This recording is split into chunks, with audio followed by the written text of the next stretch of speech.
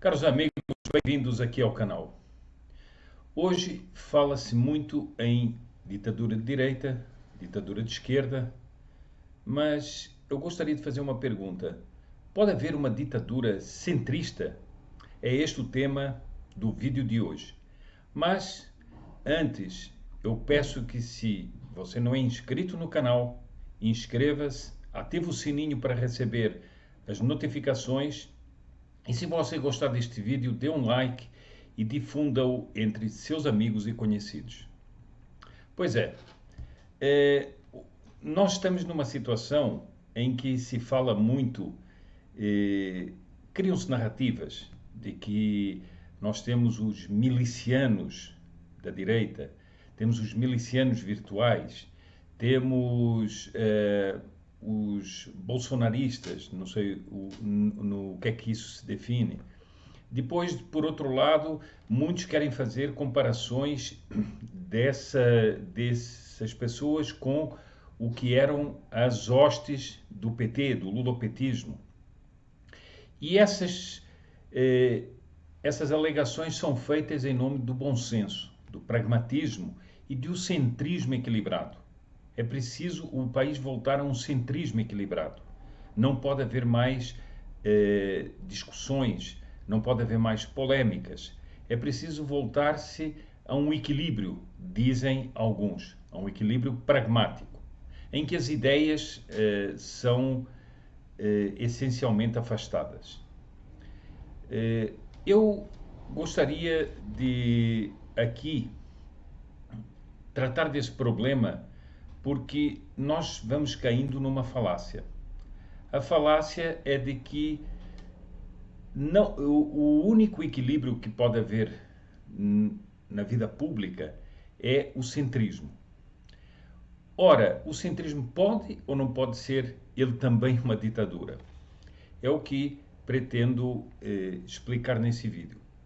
Na realidade, muitas dessas alegações que disse antes, de milícias da esquerda, milícias da direita, são muitas vezes narrativas para criar um mal-estar em relação ao debate das ideias.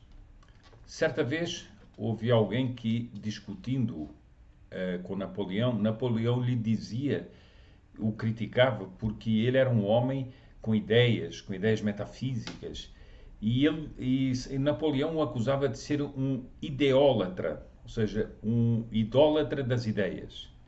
E essa pessoa respondeu a Napoleão de uma maneira espirituosa, dizendo o seguinte: e você é um idiófago.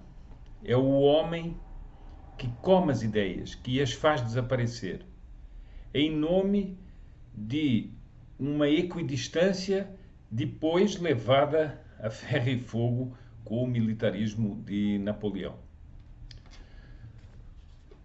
Há aqui um problema dos espíritos, das mentalidades. Vamos remeter-nos ao que aconteceu no Brasil, né, nestes últimos anos, mas podíamos falar disso teoricamente. Mas vamos falar em concreto. Quando o projeto ditatorial do lulopetismo foi avançando sobre a sociedade, muitos espíritos, eu aqui não estou falando das pessoas que lideram, mas os espíritos, muitos espíritos das pessoas comuns, de mentalidade centrista, que gostavam de flertar com a esquerda, começaram a assustar. E assustando-se,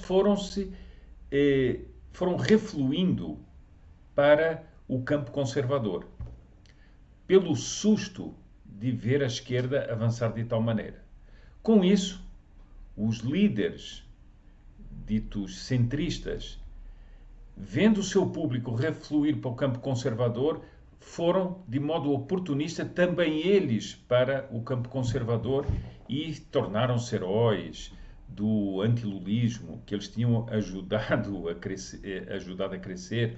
Eles se tornaram heróis, falaram em nome da anti-esquerda, mas à espera do momento em que pudessem novamente abandonar essa posição e voltar para a sua posição centrista. Quando o perigo foi um tanto afastado, muitos dos espíritos, não todos, mas muitos dos espíritos centristas que gostavam de flertar com a esquerda voltaram a flertar com a esquerda. Voltaram a achar bonito flertar com a esquerda. E nós vemos essa situação que estamos vivendo hoje em dia.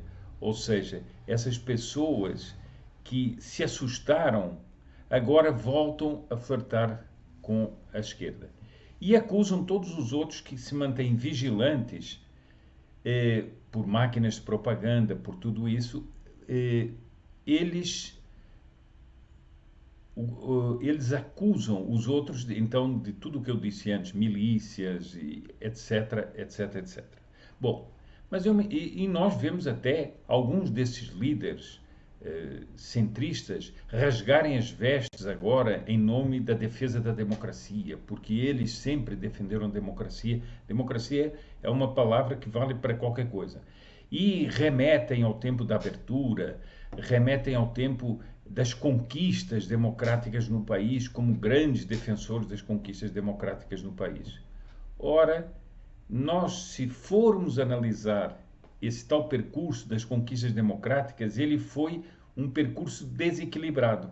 Foi uma abertura que era uma abertura política, mas era uma abertura política tendo tendências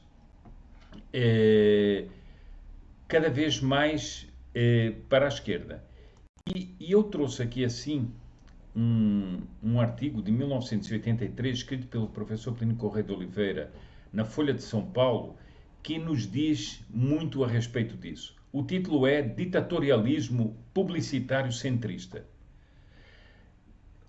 Diz ele a um certo momento: não é o colorido político do ditador que caracteriza a ditadura. E por isto mesmo, a palavra ditadura se aplica tanto aos governos que fazem fechamento para a direita, quanto aos que fazem para a esquerda. Ditadura de direita, ditadura de esquerda, são expressões que se encontram a qualquer momento em todos os lábios, se leem em todos os jornais e se ouvem em todos os rádios e televisões. Hoje poderíamos acrescentar que se leem também e se ouvem em todas as mídias sociais.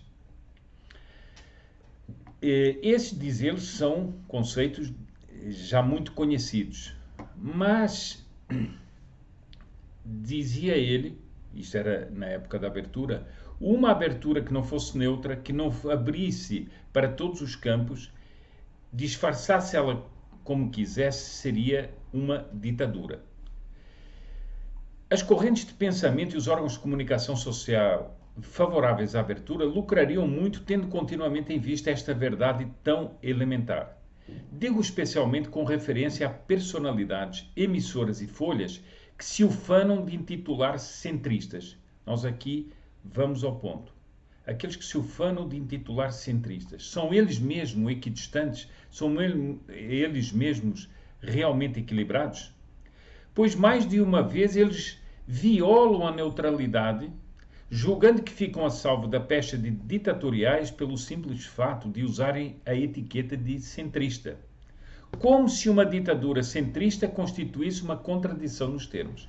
Nós estamos aqui exatamente no centro do problema.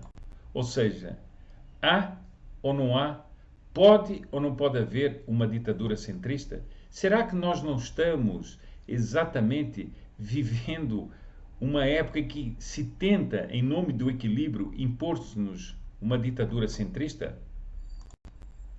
E eu prossigo. A mais ligeira análise revela ser isto inexato, ou seja, que não pode haver, que não poderia haver uma ditadura centrista. Isto é inexato. Se um governo, para executar o seu programa centrista, praticasse um fechamento tanto para a direita quanto para a esquerda, ele apresentaria evidentemente a característica ditatorial, a qual consiste em trancar a voz dos discordantes. Isso é exatamente o que nós ouvimos proclamar a todas as horas. Este pessoal de direita e este pessoal de esquerda importuna o quadro político. Eles fazem uma tensão, então é preciso silenciá-los e deixar só as vozes do pragmatismo. Contudo, e não se julgue que a hipótese de uma ditadura centrista constitua uma quimera, um simples ente de razão. Para prová-lo, cito um exemplo histórico característico. Em função da política interna da França de seu tempo, Napoleão foi essencialmente um centrista. A França estava esquartejada em duas facções irredutíveis, os republicanos e os monarquistas partidários dos Bourbons.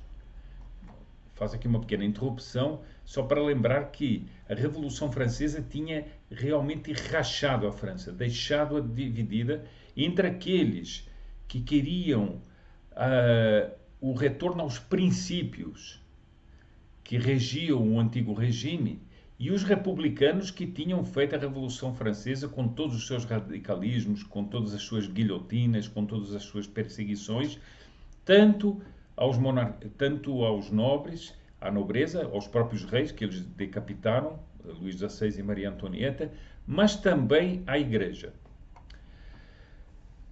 Instalado no poder, continua o artigo, o corso perseguiu e reduziu ao silêncio os líderes de uma e de outra França e, pela força bruta, impôs seu regime centrista, mescla violentamente contraditória de vulgaridade revolucionária e de aparato régio, justapostos pelas garras da águia imperial nimbada de glória militar. No tempo, era esta a forma praticável de centrismo ditatorial.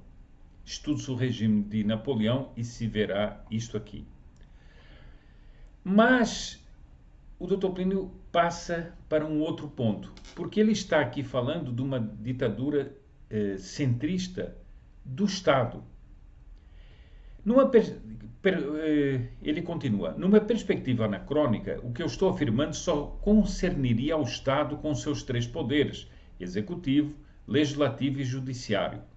Mas, como já tive a oportunidade de escrever, o Estado de hoje, máxime o do Brasil, não pode ser visto fora do contexto de mais dois outros poderes, estes não oficiais, mas tão influentes na condução da res pública quanto os três poderes oficiais. Os dois poderes não estatais são a publicidade, quarto poder, ou seja, a mídia, e o episcopado, no Brasil a CNBB, o quinto poder. O país não terá saído inteiramente da ditadura enquanto ressaios de ditatorialismo perdurem no quarto e no quinto poderes. E perduram. Ora, diz ele, depois no artigo, que esses quarto e quinto poder, entretanto, foram os que mais falaram de abertura política. E são hoje os que mais falam de democracia. E, entretanto, querem calar as vozes que não concordam com eles. Veja essa guerra que a imprensa faz, uma guerra política confessada pelos próprios jornalistas e jornalistas que discordam disso e que têm uma orientação minimamente ética e que apontam ao resto do jornalismo uma atuação facciosa, uma atuação que visa desestabilizar as instituições, a política, a estabilidade do país. Isso tudo acontece nesse quarto e quinto poder. Eu não falo aqui da CNBB, que vive omitindo-se da sua missão espiritual e vive miscuindo-se, sempre num sentido de esquerda, nos acontecimentos políticos do país. Aliás, volto a lembrar aqui, até hoje uma CNBB que, depois de colaborar proximamente com governos lulopetistas, até hoje mantém um silêncio vergonhoso e envergonhado a respeito dos crimes praticados por Lula e pelos seus sequazes. Bem, mas eu continuo. Então, essa atitude da mídia, que não tem um poder oficial, mas tem um poder paraoficial do quarto poder, também é uma atitude de índole ditatorial. E quando a imprensa, aliada com elementos dos outros poderes, ficam clamando pelo fim da luta das ideias, ficam clamando pelo fim do debate político, ficam clamando pelo fim das tensões, eles no fundo estão querendo impor-nos a ditadura centrista, chamada do pragmatismo e chamada também do equilíbrio. Enfim, dos isentos. Não nos deixemos enganar, pois, na realidade, o ditatorialismo centrista, ele existe. Muito obrigado pela audiência. Uma vez mais, convido aqueles que não são inscritos no canal que se inscrevam no canal, ativem o sininho para receber as notificações e deem um like neste vídeo se gostaram dele e o indiquem a seus amigos e conhecidos.